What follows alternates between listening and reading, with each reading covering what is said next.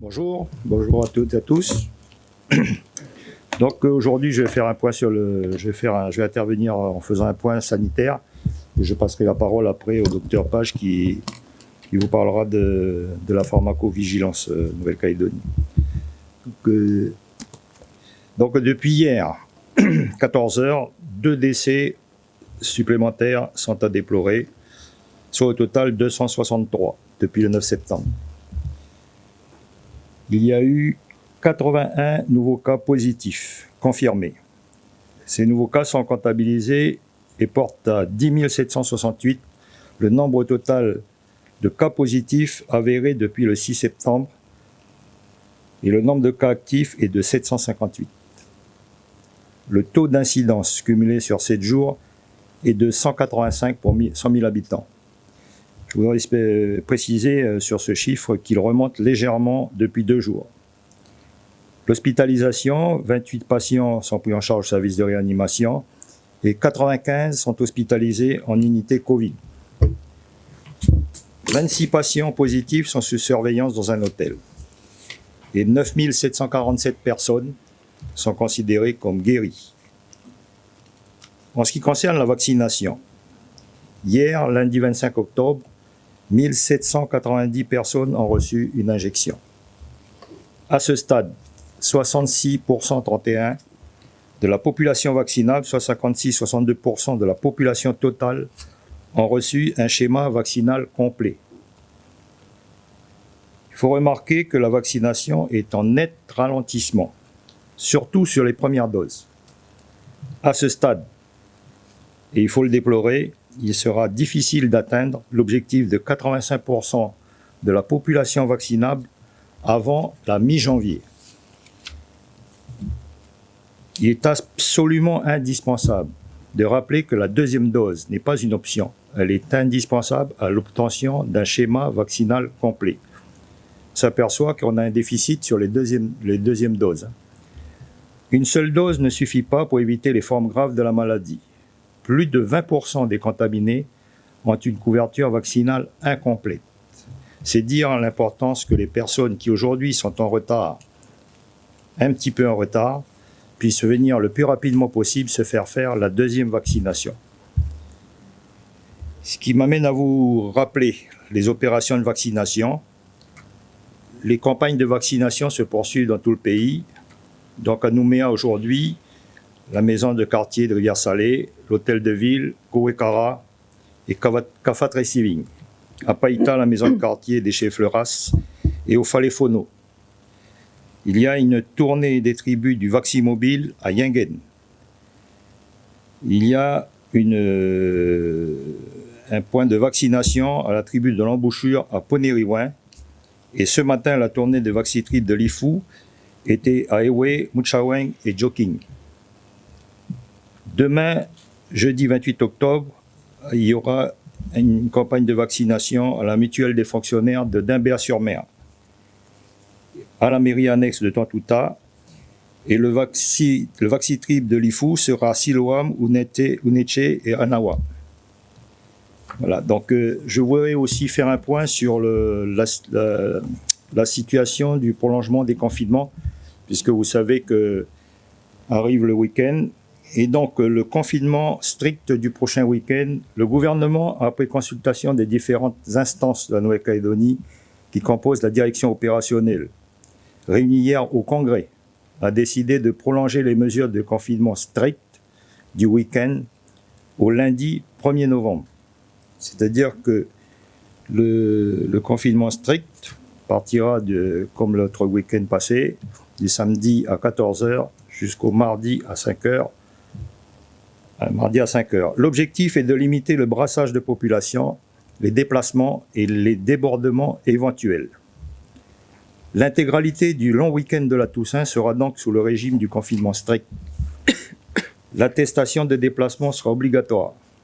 La promenade est autorisée dans la limite d'1 heure quotidienne et dans un rayon maximal d'1 kilomètre autour du domicile. Le couvre-feu est maintenu pour toute la période entre 22 h et 5 h, sauf dans le cadre de l'activité professionnelle et des situations d'urgence médicale.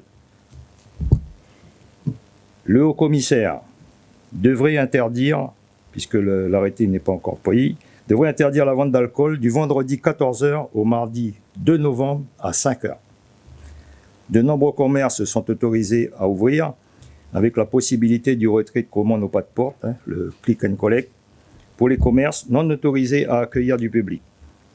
Les élèves internes seront autorisés à regagner leurs internats lundi en fin de journée.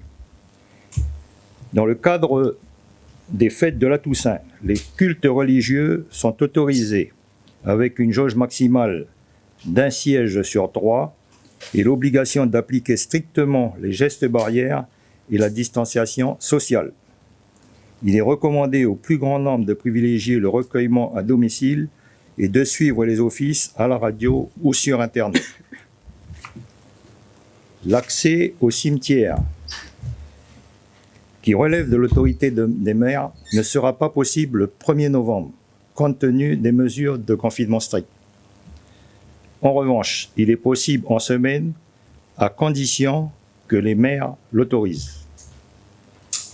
À Nouméa et dans les communes de l'agglomération, par exemple, et compte tenu du nombre de décès enregistrés chaque semaine, la situation paraît trop critique pour que les cimetières soient en accès libre pour le moment.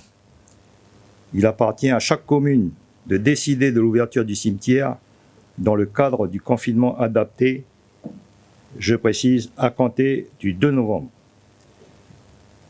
Un rappel, les rassemblements sont limités à 15 personnes. À l'approche du jour de célébration des défunts, et dans ce contexte particulier de deuil lié à la crise sanitaire, il est important de respecter strictement les gestes barrières pour ne pas créer de clusters familiaux et à terme de nouveaux deuils. S'agissant du confinement adapté des 2 prochaines semaines, les mesures de confinement adapté applicables depuis ce lundi 25 octobre sont partiellement maintenues avec quelques allègements notables pour les 2 prochaines semaines. L'ouverture du pass sanitaire à de nouvelles activités sera décidée dans les prochains jours. L'objectif est de généraliser l'usage du pass sanitaire en l'ouvrant à davantage d'activités et surtout de conserver le bénéfice des dernières semaines de confinement en gardant la situation sous contrôle. Ces mesures ont pour but d'inciter à la vaccination afin d'atteindre l'objectif fixé pour le bien de tous et surtout des plus fragiles. Je rappelle les conditions. L'attestation de circulation est toujours supprimée. La circulation et la promenade ne sont plus limitées. Il n'y a plus de notion de distance et de temps. Le couvre-feu reste en vigueur de 22h à 5h. Et les rassemblements sont toujours limités à 15 personnes. Les transports terrestres peuvent circuler, mais seront soumis à un protocole strict. Tanéo sans passe sanitaire et le rail avec passe sanitaire. La baignade et la navigation de plaisance sont autorisées, mais il est toujours interdit de débarquer sur les îlots. L'ouverture de nouvelles activités avec le pass sanitaire est à l'étude. Le gouvernement prendra de nouvelles dispositions en fonction de l'évolution de la situation sanitaire. On prendra des nouvelles dispositions. Si elles sont favorables, c'est tant mieux. Si elles sont défavorables, on prendra les mesures qu'il faut. Voilà, donc je passe la parole au docteur Page, qui va vous parler de pharmacovigilance. Bonjour à tous. Un dispositif de pharmacovigilance est en place en Nouvelle-Calédonie. Il sert à suivre les effets indésirables qui sont suspectés d'être dus à des médicaments. Et tout le monde peut faire une déclaration de pharmacovigilance directement auprès de la DAS, pas besoin d'être professionnel de santé. Un cas de pharmacovigilance, ça correspond à une personne ayant rapporté au moins un effet indésirable. Donc, une personne peut déclarer plusieurs effets indésirables. On peut avoir de la fièvre, des courbatures, des maux de tête. Donc ça fera une déclaration et 3 effets indésirables pour cette déclaration.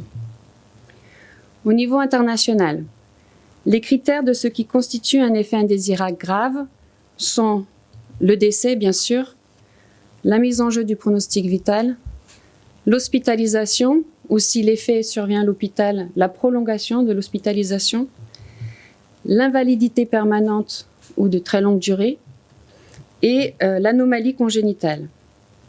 Et un cas de pharmacovigilance peut présenter plusieurs critères de gravité. On peut être hospitalisé et avoir une invalidité permanente. On peut être hospitalisé et avoir une mise en jeu de son pronostic vital. Au niveau d'un cas de pharmacovigilance individuelle, au niveau d'une personne, le cas se voit attribuer un score d'imputabilité. L'imputabilité, ça veut dire la relation de cause à effet. Ce score indique la probabilité plus ou moins forte que le médicament soit la cause de l'effet qui est déclaré. Les scores vont de 1 sur 6 à 6 sur 6. Plus le score est faible, moins il est probable que l'effet soit dû au médicament, au vaccin en l'occurrence. Plus le score est élevé, plus il est probable que le vaccin soit impliqué dans la cause de l'effet.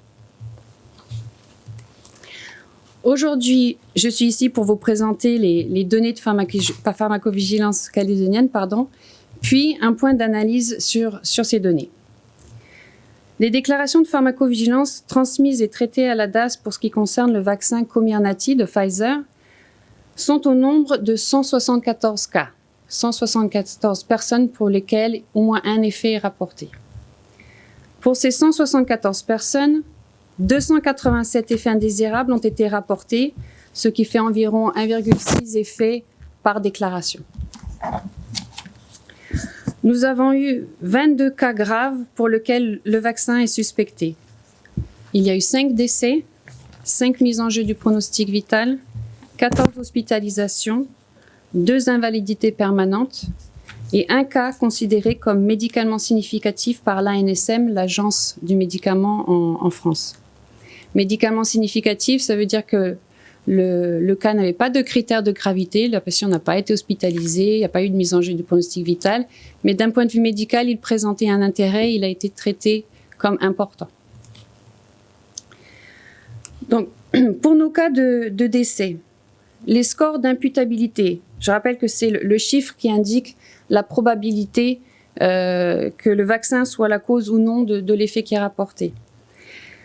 Donc pour nos décès, les scores qui ont été attribués sont de 1 sur 6 pour 3 d'entre eux, 2 sur 6 pour un autre, et le 5e est encore en cours d'évaluation. Ce que ça veut dire, c'est qu'il est plus probable que ces décès soient le résultat d'une autre cause qu'il soit dû à l'administration du vaccin. Un score, ce n'est pas une certitude. À l'échelle d'une déclaration, on ne peut pas dire avec certitude c'est le vaccin qui est la cause ou ce n'est pas le vaccin qui est la cause. Mais on peut le dire à partir de la masse des déclarations qui sont transmises et l'évaluation de l'imputabilité, c'est-à-dire déterminer si le vaccin est la cause ou non des effets. Ça se fait sur l'ensemble des déclarations transmises au niveau national et international, ce qui donne une puissance de détection et de fiabilité très importante.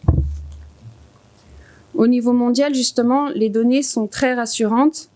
Les bénéfices sont réellement largement supérieurs aux risques. C'est grâce à ce retour énorme au niveau mondial que même un risque très faible, on a quand même pu le détecter de très rares cas de myocardite. Une myocardite, c'est une inflammation du cœur. Ce risque est de l'ordre de 2 ou 3 cas pour 100 000 personnes vaccinées. On a également pu dire, grâce à ce retour énorme, qui était le plus concerné par ce risque. Ce sont surtout les hommes entre l'âge de 18 et 49 ans qui peuvent avoir une myocardite et le plus souvent, elle survient environ 3 semaines après la 2e dose si elle doit survenir. Ces myocardites sont en général transitoires, c'est-à-dire qu'on guérit en quelques jours ou en semaines.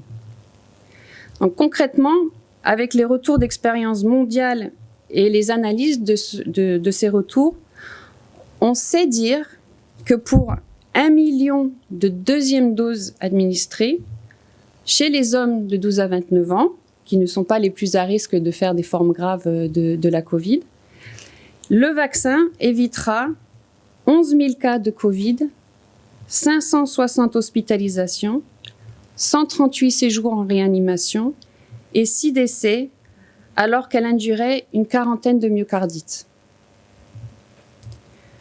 Donc, en ce qui concerne les données calédoniennes, depuis le mois de janvier, plus de 327 000 doses ont été administrées et nous avons reçu 22 déclarations de cas graves suspectés d'être dus au vaccin. Depuis le mois de septembre, nous avons à déplorer plus de 1650 hospitalisations et 263 décès qui sont confirmés d'être dus à la Covid. Aujourd'hui, clairement, pour le personnel du CHT, qui voit les effets de la Covid alors qu'ils avaient, avant la crise, passé du temps à vacciner des milliers de personnes, il nous indique que le geste de la vaccination, c'est pas traumatisant pour ces soignants. La vaccination, c'est un acte du quotidien.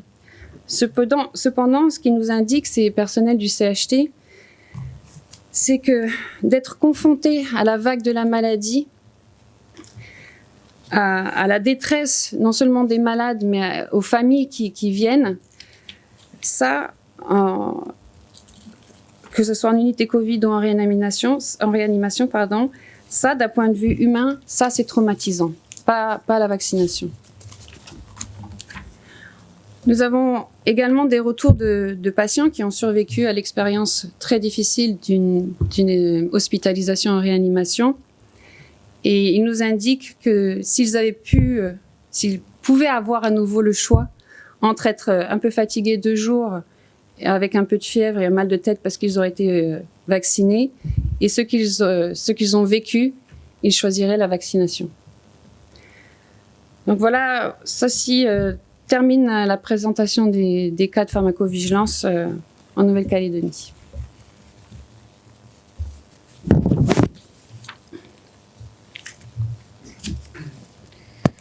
Bonjour, Gilles Ménage, Radio Rythme Bleu.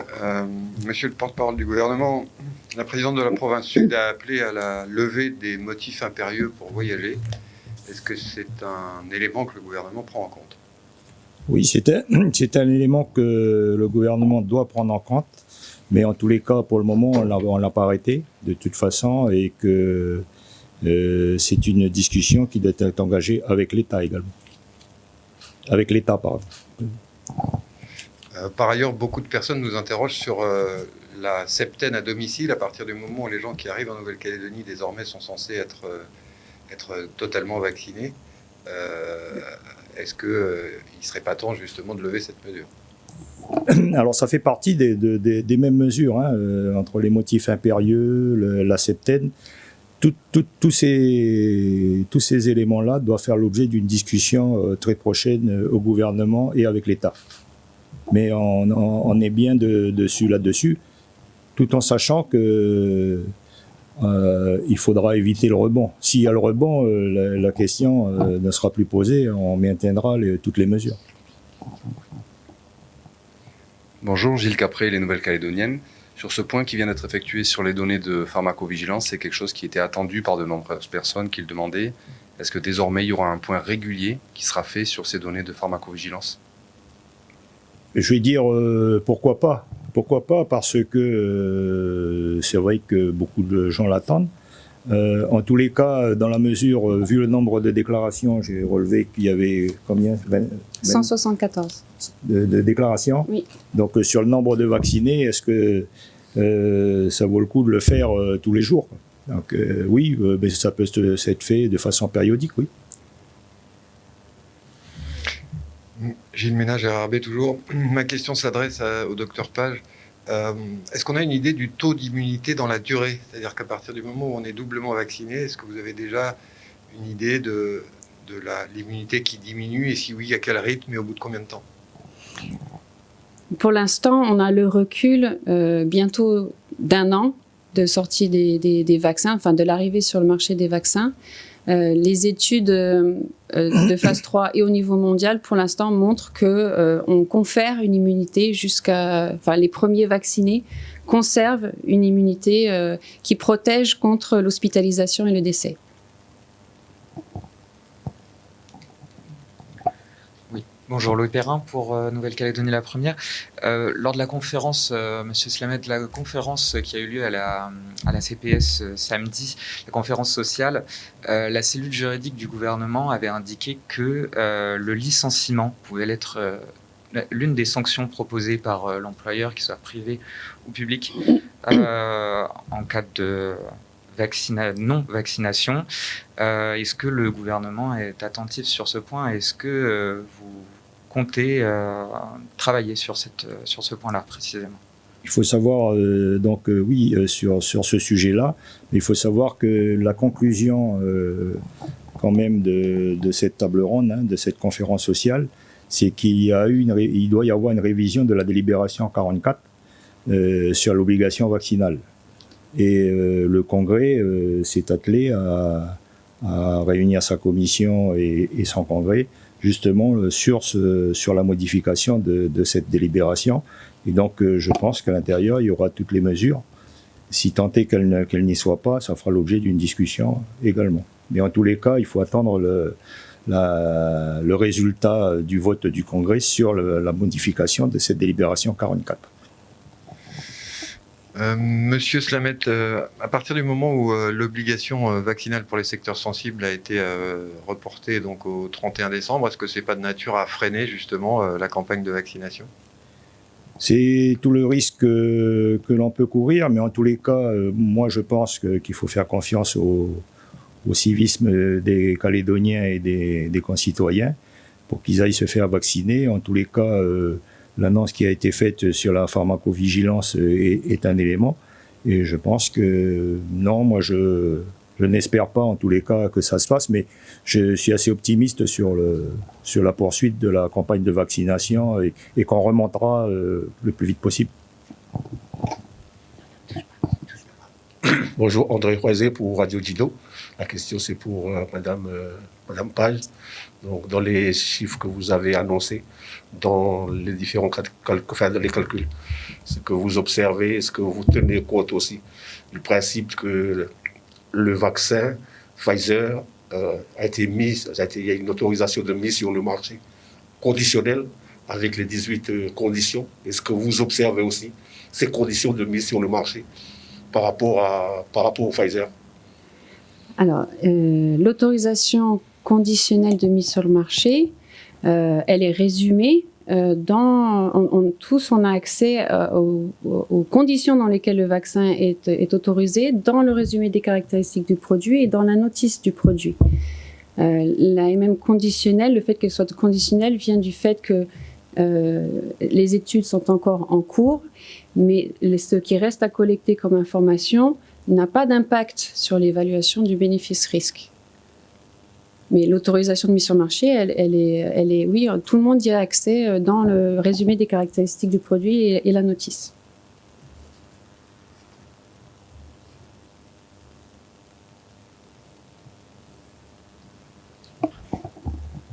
Gilles Capré, les Nouvelles-Calédoniennes. À propos des effets indésirables du vaccin, au niveau national, on sait qu'il existe un dispositif de solidarité qui permet d'indemniser. En Nouvelle-Calédonie, ce n'est pas encore le cas. Monsieur Slamet, est-ce qu'un mécanisme de solidarité, d'indemnisation est envisageable, peut être discuté entre politiques pour parvenir à une indemnisation de ces personnes? Dans la mesure, je vais dire oui, tout est envisageable. Je vais dire dans la mesure où il y aurait de multiples cas, ou au moins des cas nombreux significatifs, il faudra y songer en termes de responsabilité parce que c'est une donnée calédonienne, la vaccination. Et que oui, ça peut se concevoir, mais pour le moment, on n'y a pas songé, d'autant que pour le moment, ce qui se passe en métropole n'est pas applicable en Calédonie. Gilles Ménage, RRB, Monsieur Slamet, on sait que la situation dans la province des îles est relativement tendue en ce moment. On l'a vu avec la réaction de la dynamique autochtone qui a interdit l'accès dans le district de Guama à Monsieur Ouachetim et Madame Béaroné. Il y a beaucoup de discussions autour de la vaccination dans les îles. Est-ce que vous avez un commentaire à faire là-dessus en tant que membre du gouvernement? Alors, moi, je vais dire, en tant que membre du gouvernement, et le gouvernement s'attache à s'intéresser à la politique de vaccination, de la vaccination. Ce qui se passe aux îles relève d'autre chose que de la santé et de la vaccination. Je vais le dire ça comme ça. Donc aujourd'hui, on en est sur un statu quo. Il y a certains élus qui sont interdits de séjour dans certains districts en Marais. Voilà, donc on peut que le constater, mais en tous les cas, on n'interviendra pas là-dessus. Et Louis Perrin, à nouveau pour Nouvelle-Calédonie, la première. Est-ce qu'on a une idée du nombre de doses de vaccin Janssen qui auraient été injectées, et éventuellement le suivi de pharmacovigilance aussi? Est-ce que ça a eu du succès, ce vaccin? Ah, je n'ai pas les données, moi. Je n'ai pas apporté les chiffres sur le nombre de doses administrées sur le Janssen. On a un très grand nombre de vaccinés avec le vaccin Pfizer. Ça reste à la marge. Je suis désolée, je n'ai pas les nombres. En termes de déclaration de pharmacovigilance, on en a 3 pour le vaccin Moderna et je crois peut-être 1 pour le vaccin Janssen.